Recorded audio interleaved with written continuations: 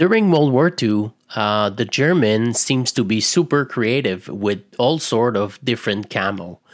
In today's video, we're going to explore the ambush camouflage.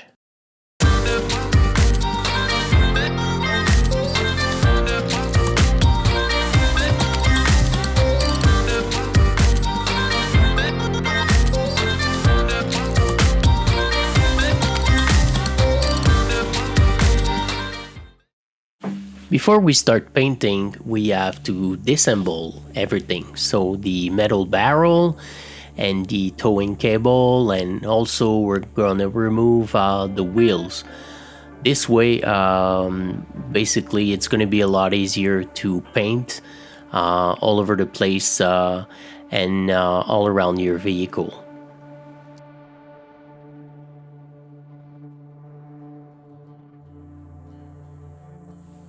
Talking about the metal part, we're gonna prime those parts with what we call a metal primer from Mr. Finishing Surfacer, Mr. Hobby. So it's a lot easier because the metal part seems to peel off when you apply paint on it. If you don't apply a primer, it could be destroying your paint job. So take the time to just prime your metal part before doing anything. And also before doing the prime job, we put basically every wheels on the toothpick to make sure that every single wheel will be painted individually.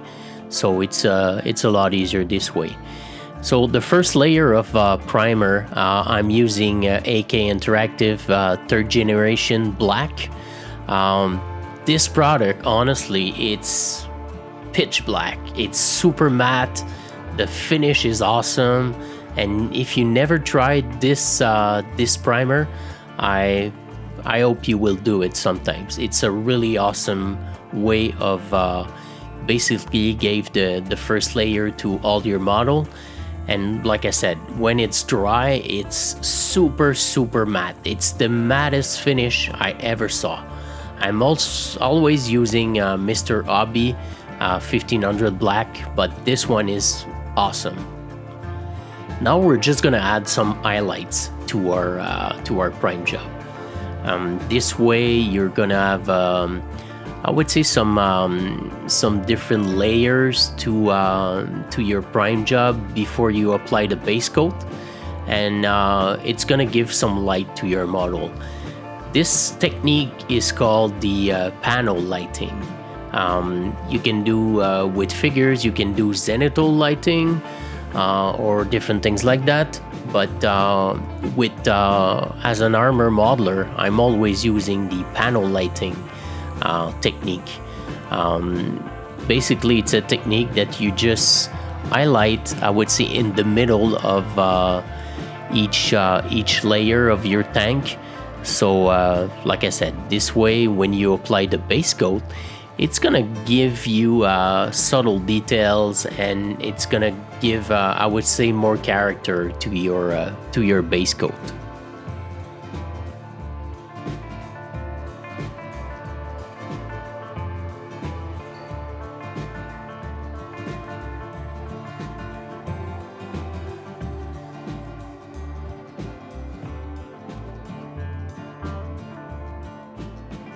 Since a couple of fenders are broken or basically damaged, I'm just gonna mask the top part of the tank, because I will apply an oxide primer.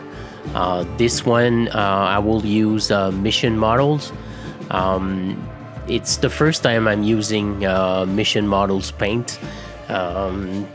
Basically, I'm not sponsored by anyone. I'm just basically trying new things, and this way the Oxide Primer will give a little touch of I would say a rust feeling to it from the part of the fender that were removed and damaged.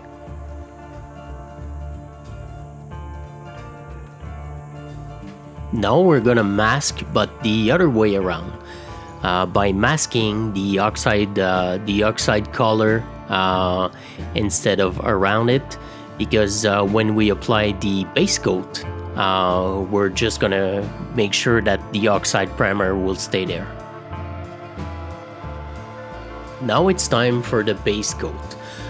Basically, for the first layer, I'm using a mix of 70% Duncan Gelg, 20% buff, and 10% white. I would say it's an approximative mix of what I'm doing, because normally the real color that, for example, in the Tamiya book of this model, they told you to work with Dunkel Belt. But for whatever reason, I always think that this color, if you use it straight from the bottle, it's a little bit too dark. So that's why I'm just basically highlighted with a little bit of white and a little bit of buff. This way I find out that you have the real color, and basically the color seems to be more real to the real event of World War II.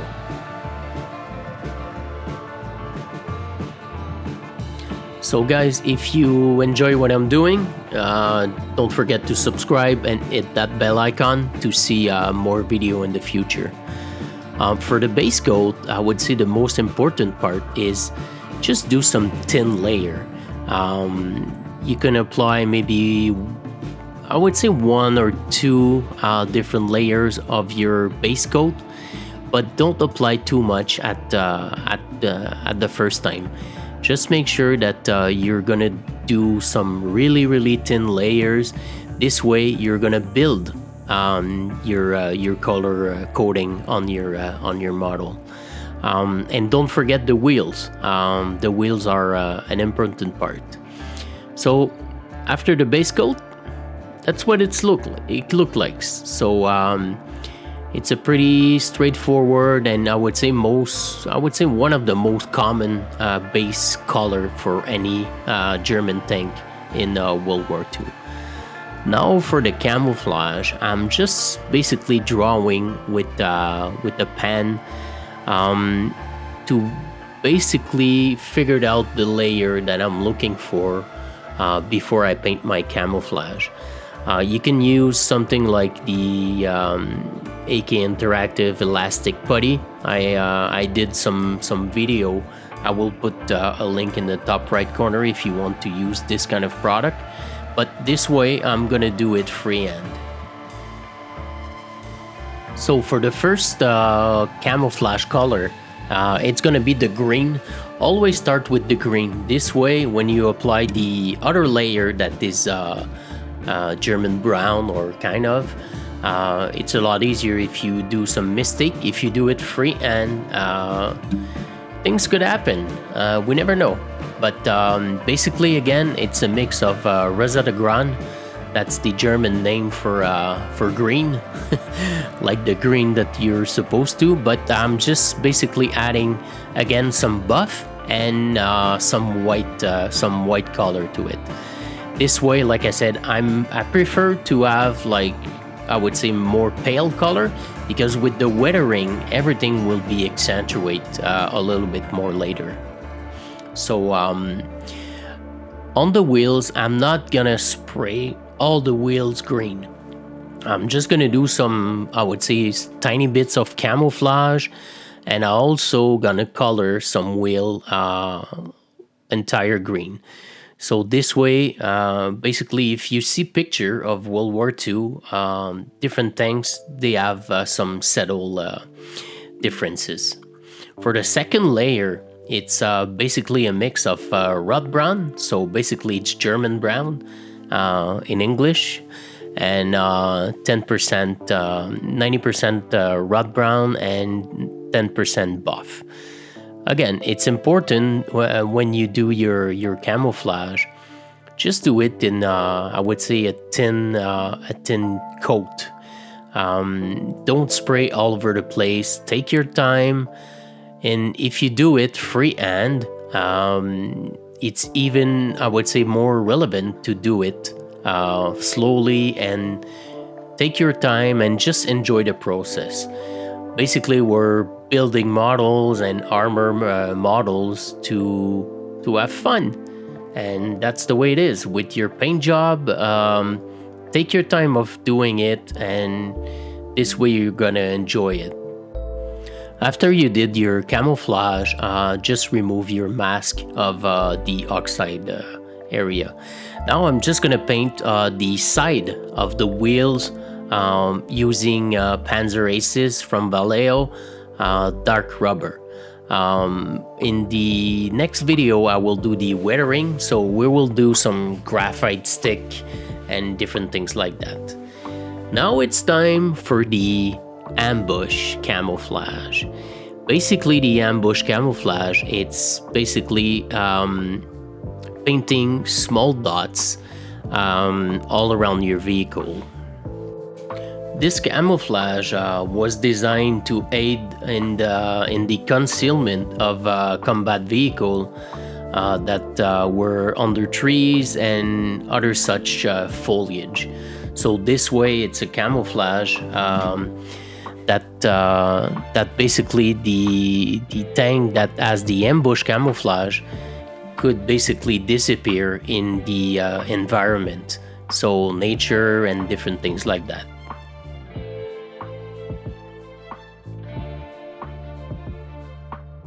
Using the Dunkelgelb color, we're gonna apply some dots in the red and green area, and also when we will do the second part of it, we will use the green, the same green as we did the camouflage part, but this green we're gonna apply it on the Dunkelgelb color. So it's kind of a subtle difference, but that's the exact way that the German did in the World War II. And also all the dots were basically done by hand, so with a paintbrush or something like that. So it's always free, and even the camouflage are done in the field and by soldiers that just put some different layers, trying to hide themselves from the enemy. The result looks absolutely fantastic so far. Now it's time to apply the decals. So I'm just gonna apply a gloss varnish on the area that I will put the decals. It's not something mandatory that you have to do, but it's a lot easier because in this case we have some Zimmerit. So I just want to make sure that the decals will stick to our model, and by applying gloss varnish, it's a lot easier. So the decals were, I would say, pretty soft. Sometimes I find that decal are so hard that they even unstick to, and I have to put it in the water for years. Now it's time for microsol. Microsol will remove the, I would say, the shingling of the decals. So this way it's going to be a lot easier. Now it's time to paint the different details. The first color that I will apply on different tools, this way it's on the 50 caliber gun. It's the gunmetal gray from Vallejo. I will paint also the axe and different tools. So that's the first color I will apply. And I will also just slightly paint also the towing cable. When we will be in the weathering part of it, it's gonna be a little bit more subtle. Now it's kind of a shiny feel to it. So but by all the weathering that we will do, you will see that it's gonna be a little bit more subtle. Now I'm always using old wood, again from Vallejo. That's a really awesome color to paint all the wood handle from all the different tools on the vehicle. For the cutter, the handle are always kind of I would say a reddish color. I'm just basically mixing all red with flat red. I decide finally to go with the metal tracks. Like I said, we did some amazing jobs so far by doing like the ambush camo. It's a long process, but it's really worth it. So I'm using basically a product from AK Interactive. It's a burnishing fluid. So you're just using your metal track and delicately putting everything in the solution. You're basically waiting for, I would say, maybe 5 minutes. That's enough. And you just remove it, and right away, you can even keep it like that. It's a really nice weathering effect right away after just a couple minutes in the burnishing fluid. I'm just gonna use a really old toothbrush also, just to I would say brush a little bit more of this this solution. So that's it for this video, guys. I hope you enjoy. It's a really nice project. Honestly, the King Tiger from Tamiya, it's a really nice tank. And in the next video, we will do all the different weathering on this vehicle.